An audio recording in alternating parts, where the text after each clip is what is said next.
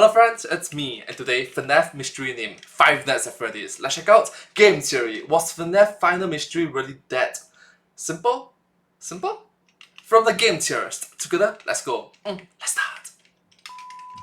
After 9 years and countless theories, the crying child's name has been found. That's right, on screen right now is the real name of FNAF 4's crying child. And by the end of this episode, you're gonna know exactly which one it is.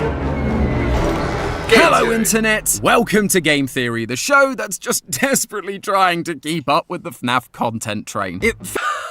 Hello Internet, welcome to Game Theory. Feels like there's been a lot, right? We had all that stuff from the 10th anniversary, we've had our first full entry into the Choose Your Own Adventure style book series, there's even a FNAF level in the new Funko Fusion game. I swear, if there is lore in this thing, I am going to scream. But while I was busy just trying to keep on top of all of that, someone else decided that it would be fun to add one final slice to my already oversized mountain of lore pizza. Fellow theorist and friend of the channel, Hyperdroid. Now, normally, another theorist posting a theory of their own doesn't particularly slow me down. I'd normally finish writing what I'm doing and then I'd go back and watch that later. But this one was different because he claimed he'd done the impossible. He claimed that after years of speculation, he'd finally found the name of the crying child.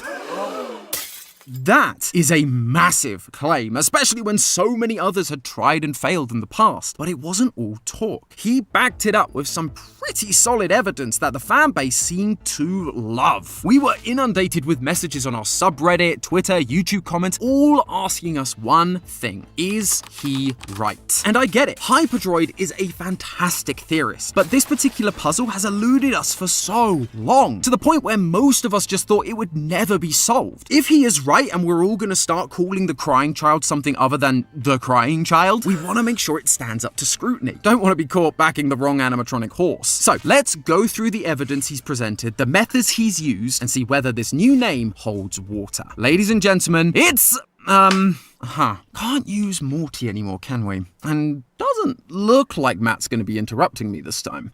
Gotta come up with something new. Oh, I know! Leave your theories in the comments below. I'll pick my favorite in the next episode of Trash. Yeah, that's about right. I guess that's what happens when I let Yossi pick the acronym. Let's give a trash take then, shall we? To understand Trash? Seriously?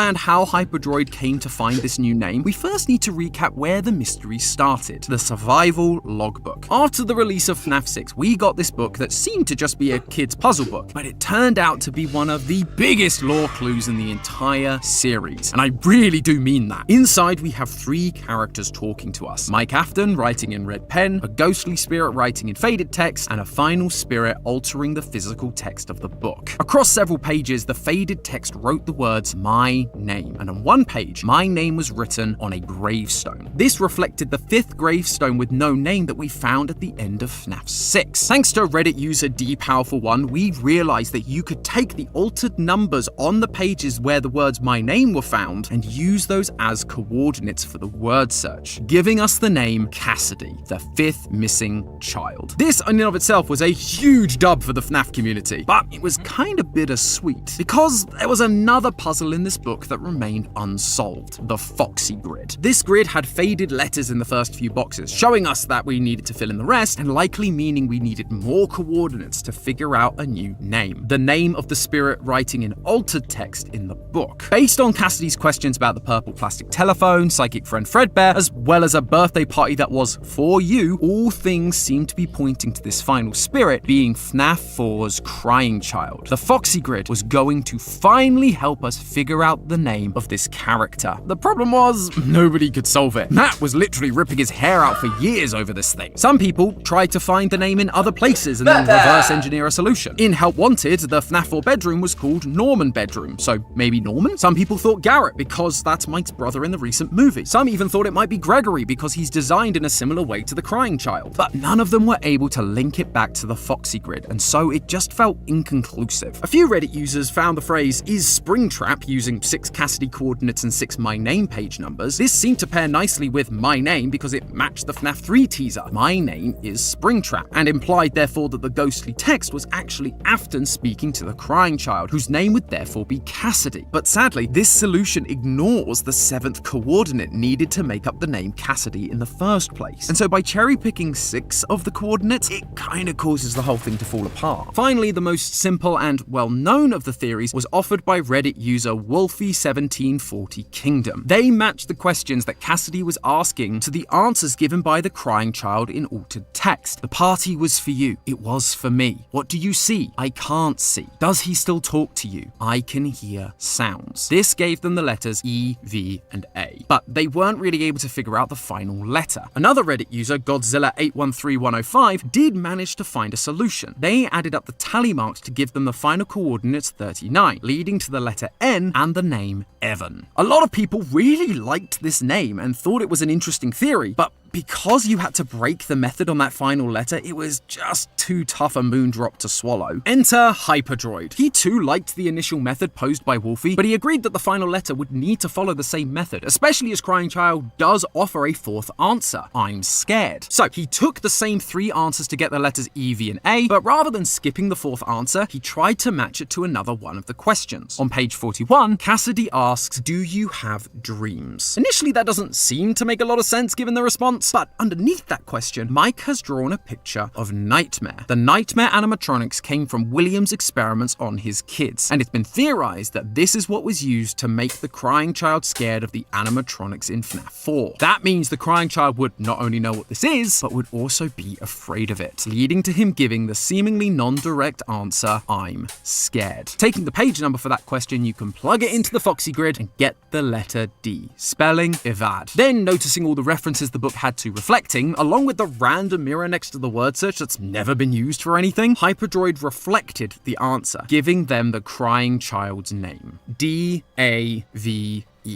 Dave.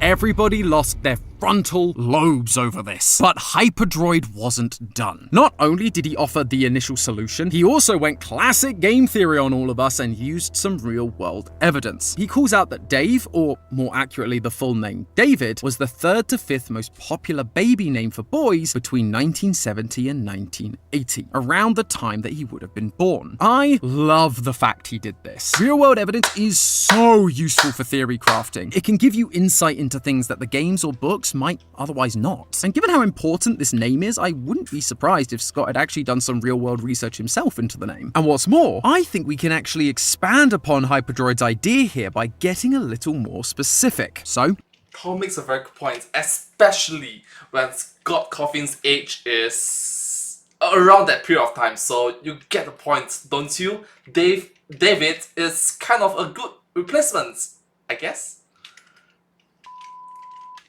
let's give it a go. FNAF is commonly depicted as taking place in Hurricane, Utah. According to the United States Social Security Administration, between 1970 and 1980, David switched positions a few times, occupying either the 4th, the 3rd, the 2nd, or the 1st most popular spots, higher than what Hyperdroid presented. So we're off to a pretty good start. Although, there is one detail about the Aftons that we never really talk about that could change all of this. Ludwig actually mentioned it when he binged all of the FNAF lore with Matt on stream. Matt, why are they all Bro, Ludwig! Seriously?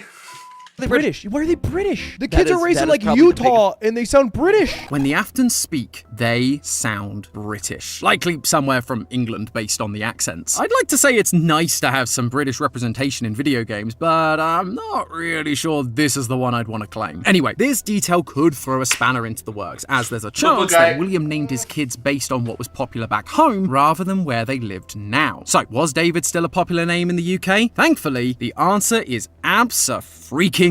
More so than in America, actually. According to the Office of National Statistics, David was the most popular name for boys in England from 1954 to 1974. After that, between 1974 and 1994, it only dropped down to number 3. So still, this is looking like a pretty solid piece of evidence right now. Plus, we can actually take it a step further. Wanna guess what other name was in the top 10 baby boy names during the 70s? Michael. In the UK, Michael was the 9th most popular name for a boy, and in Utah, it was literally the number #1 name every year in the 70s except 1973, where it was overtaken by Jason. Of course, Jason had to ruin the perfect streak. #blame Jason, am I right? I knew it! Blame... I'm sorry.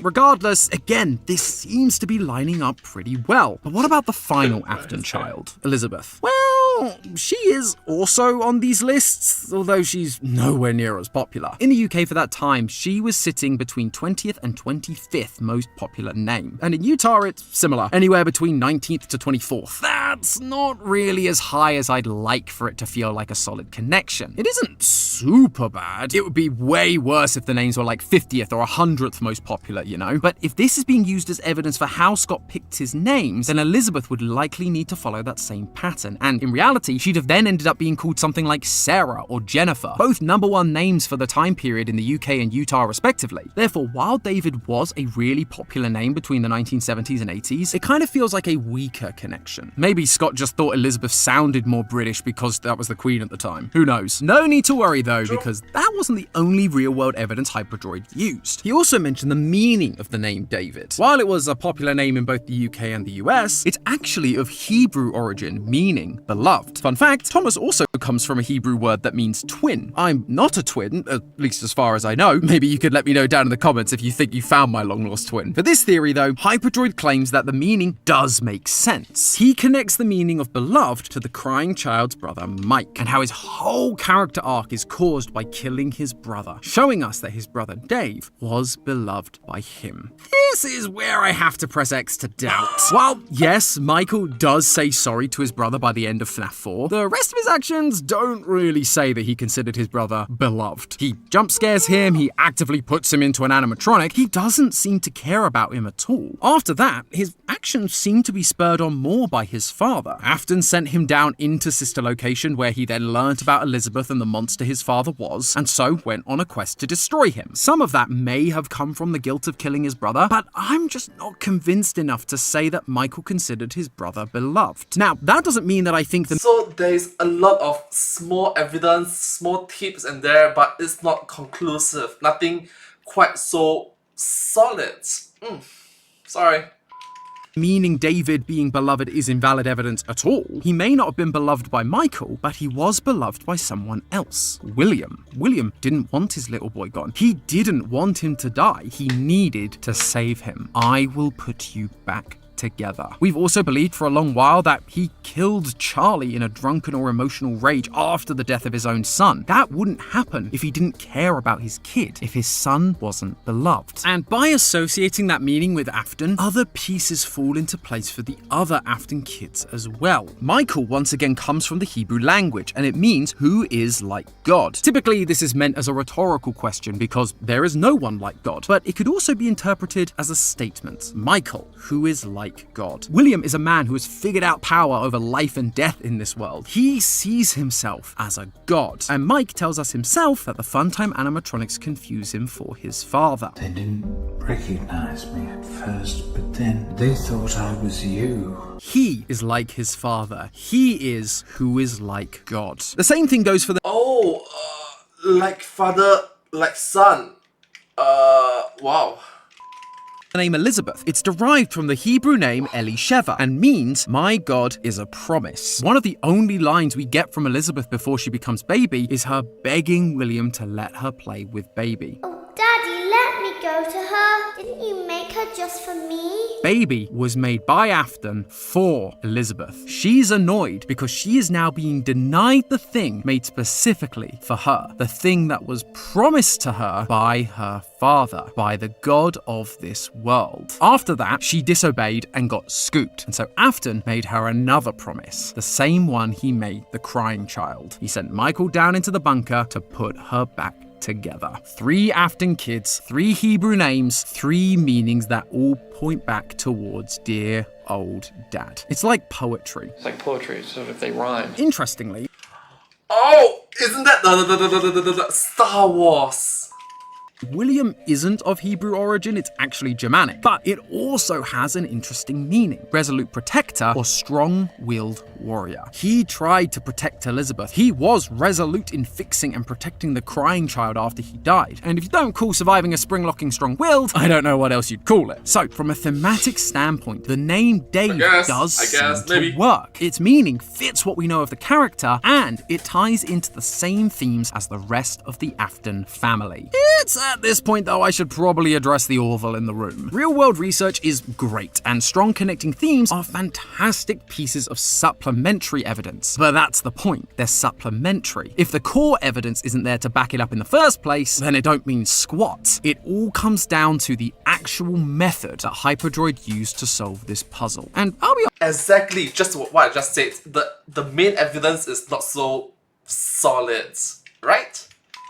honest, when I first saw it, I was a little unsure. Using the faded text of "the party was for you and what do you see" make complete sense for the answers "it was for me and I can't see." I Can Hear Sounds technically works with "does he still talk to you?" though it's not the cleanest, but I'm scared being a response to "do you have dreams?" does feel like a bit of a stretch. The line only works because of the nightmare drawing on the same page, even though none of the other questions need context clues from the page. This feeling was also exacerbated when Hyperdroid pointed back to a Reddit post by the user Ecstatic Marzipan 7 from the GT subreddit. They came up with a solution 3 years ago, so way to represent the GT community. But when I took a look at the original post, they were receiving similar pushback. People were commenting the same things that I'm saying now. However, we theorists are nothing if not thorough. We always dot our I's and cross our T's. Rather than just say, "this answer feels wrong," and throwing the whole thing out, I wanted to go back through the logbook and do a bit of my own reverse engineering. I marked down every page number where Cassidy wrote something in the logbook. I then used those page numbers in the Foxy grid to find all the possible letters we could get to see if any of them gave us usable answers that we could then go back and pair with "I'm scared." 2 of them got ruled out immediately. What do you remember and do you miss them? Because they're on pages 20 and 70. You can't go 0 down on a grid, so they're out. On page 56 we get "was your favourite ride the carousel?" but that spells "vave," so that's out too. 3 of Cassidy's questions do give us letters that technically work. "Do you remember your name?" is on page 31. "Do any of these toys look familiar to you?" is on page 42. And "did one of these belong to you?" is on page 43. 31 gives us a C, 42 gives us a W, and 43 gives us a P. Using these letters you can spell cave, wave, and pave. All real words, but not exactly names, especially considering the very normal Mike and Elizabeth. Although, page 43 isn't actually labelled as 43. It's one of the altered page numbers, and it shows 15. So I tried that too, and it gave me Yave, another dud. The only time I got close to another answer was by using page 23, which ironically gives you an N spelling Evan. Was Wolfie actually right all those years ago? Yeah, no. If you thought "do you have dreams" made no sense with "I'm scared," I feel like "was your favourite childhood toy a plastic telephone" is an even worse answer. It would then mean we haven't reversed anything either, and so the mirror in the middle of the book would also remain unused, which isn't really ideal. The last page to try was 83, where Cassidy asks, "is this song familiar to you?" This gives you a T in the Foxy grid, and I tried using this as both an alternative for "I'm scared" as well as "I Can Hear Sounds," just to be sure, but no combination of those letters made a name either, which means by process of elimination, "do you have dreams" does kinda have to be the answer. If it's not, we'd also have to throw out the letters E, V, and A too, because we'd need to find an entirely new method to solve this grid. And at this point, I kinda feel like if there was another method, someone surely would have found it by now. I'm sure that some people still aren't going to be happy with this solution. For all the other questions, Crying Child was just responding to the words Cassidy said. But for this final one, you have to use Mike's drawing to get the full interpretation. As I've already said, that kind of breaks the method. Not as much as finding the N for Evan using the tally marks did, but enough that it doesn't feel satisfying. Except when you stop and look back, Scott actually did the same thing with the Cassidy puzzle. Think about it. At the start, we were using altered page numbers from pages with my name written on them. But as the puzzle went on, that changed. Suddenly, we stopped using altered page numbers and began using other altered numbers from the page, like 7 and 2 or 10 and 11. On some pages, we're not even using altered numbers. One of them, we use numbers written by Mike, a completely different character. And on another, you have to follow Mike's clue to a different page and then use the numbers that are just in the book. They're not altered, they're not written down, they're just there. We were still following the my name part of the puzzle, but the actual number used for the coordinates was different. That rule was being broken. And yet, no one really batted an eyelid when that was pitched out. Why? Because we got an answer that made sense. Yes, the method was a little messy, but clearly it was the correct solution that Scott had planned, given he then went on to confirm the name Cassidy in his cancelled movie ideas. To me, this is the same situation. We finally have an answer that spells a name and follows the same kind of puzzles, even if the method is a little messy. Maybe Scott wanted to make the puzzles harder as they went on, or, maybe he just isn't that good at planning puzzles to begin with. We theorists are so used to complex ciphers and... Ooh, the burn, the roasts. Ouch. ARGs that sometimes I think we expect everything we solve to be on that level, but in actuality, not everyone is. And so the simplest solutions can actually be the best. All that being said, what do I actually think? Is Dave the real name of the crying child? Well, even though a little messy, the solution does fit. It gives an answer for the random mirror in the middle of the book, and it works thematically with all of the Afton children and their parts in the story. Is crying child's name Dave? For me, after spending days going back and forth, looking at every side of the argument, I have to say that the answer is a resounding yes. I believe that Dave is the name of the crying child. So to Hyperdroid, Ecstatic Marzipan 7, and any other FNAF theorist that came up with this solution over the years, congratulations, you did it. You solved the Foxy Grid, and you got the theorist seal of approval. Editor, cue the applause! So nice to give one of these out, especially to people like Ecstatic Marzipan 7 who solved this thing over 3 years ago. It's a helpful 3 years ago, back in COVID period. reminder that there are some fantastic theorists out there. We just need to be open to hearing them out. Whether they're a tiny channel here on YouTube, a small post on a subreddit with only 2 upvotes, or a random reply on a Discord server, they can have ideas that are just as good as any one of us bigger channels. It may go against our own personal headcanons, but if this experience has taught us anything, it's not to discount those ideas just because they're a little out there. Give them a chance. Who knows? They might actually have the solutions we've all been looking for. But hey, that's just a theory. A game theory! Thanks for watching. And if you're looking for more FNAF theory reviews, just bite of 83 the video on screen to watch our reaction to Dual Process Theory's theory. Review away, theorists. Well, thank you so much. Hope you enjoyed. Subscribe, thank you. But hey, that's just a theory. A game theory. Thanks for watching.